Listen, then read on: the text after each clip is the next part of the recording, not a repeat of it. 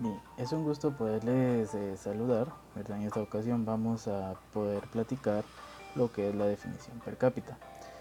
Prácticamente cuando nos referimos a per cápita nos hacemos referente a lo que es el significado en latín que significa por cabeza o por individuo. Es una expresión asociada fundamentalmente al ámbito de la economía y las estadísticas. Es empleada para establecer la relación entre las variables económica y el número total de las personas a las que afecta. Prácticamente el ingreso per cápita se denomina al ingreso o renta per cápita la relación que existe entre el PIB, que es el Producto Interno Bruto, es decir, la suma de todos los bienes ingresados por un país durante un periodo de tiempo determinado, entre el número total de sus habitantes. Como tal, es una variable económica que permite medir un nivel de desarrollo económico de un país y establecer comparaciones con otras naciones. El consumo per cápita eh, se conoce el consumo total, el producto de alimentos, de agua, energía, etcétera, de un país o región dividido por el número de sus habitantes en determinado periodo de tiempo. Es un indicador que permite medir y analizar los índices de consumo de una población. ¿Qué es el PIB per cápita? El PIB per cápita es un indicador económico que mide la relación entre el nivel del ingreso de un país y cada uno de los pobladores. También suele ser conocido con el nombre de ingresos per cápita o renta per cápita. La expresión está tomada por las siglas PIB, que anteriormente lo hemos definido, que significa Producción Interno Bruto, y las palabras latinas per cápita, que se define por cabeza. Así se resume como el Producto Interno Bruto por cabeza de un país. Para medir el PIB per cápita se utiliza una fórmula que consta de los siguientes elementos. PIB per cápita igual PIB dividido en número de habitantes.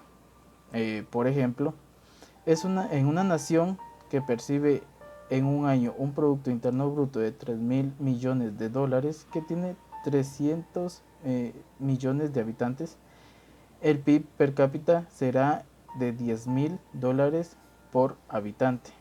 Prácticamente la función del PIB per cápita anualmente se mide y se supone que es el incremento delata el crecimiento de una economía durante un determinado periodo.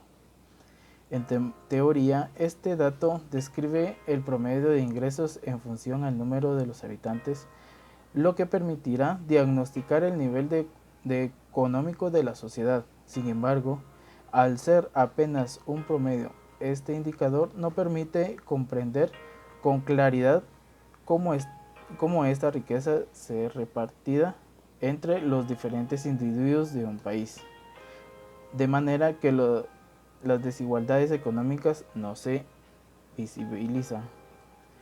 Por ejemplo, en un país con un PIB per cápita de 10.000 dólares ocurre a menudo que unos ganan muchísimo menos y otros ganan muchísimo más. Así el per cápita no es un indicador fiable para medir la distribución de la riqueza, sino apenas la totalidad de los ingresos de su potencia de inversión.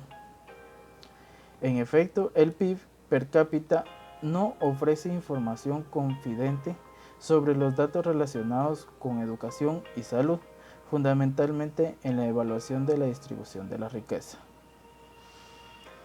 En empleo de la renta per cápita como indicador de una riqueza o estabilidad económica de los territorios tiene sentido. Esto porque a través de su cálculo e internacionalización, la renta nacional mediante el PIB de un periodo concreto y los habitantes de ese lugar puede ser el objetivo del PIB per cápita es obtener un dato que muestre el nivel de riquezas o bienestar de un territorio en un momento determinado. con frecuencia se emplea como medida de comparación entre diferentes países para mostrar las diferencias en cuanto a condiciones económicas. Es importante señalar que el PIB suele emplearse a la hora de calcular ingresos per cápita en el expresado en términos nominales, es decir, se utilizan los precios vigentes de los bienes y servicios producidos en un periodo y no precios constantes como en el PIB real. No obstante, es a menudo un ratio discutido debido a que no aporta la información suficiente. Esto al ignorar importantes aspectos como la desigualdad en el reparto de las riquezas o la educación. Es cierto que normalmente existe una relación directa entre el nivel de renta y la sanidad de la educación, de manera que mostrar la manera absoluta y veraz del auténtico nivel de la vida en un ciudadano y en un país determinado. En ese sentido, a menudo se dice que esta magnitud no expresa bien la realidad en situaciones de desigualdad o descontento social, especialmente en situaciones en las que la economía de un país crece, pero esta mejora macroeconómicamente no siempre se refleja en la cantidad de la vida de un ciudadano ni un poder adquisitivo.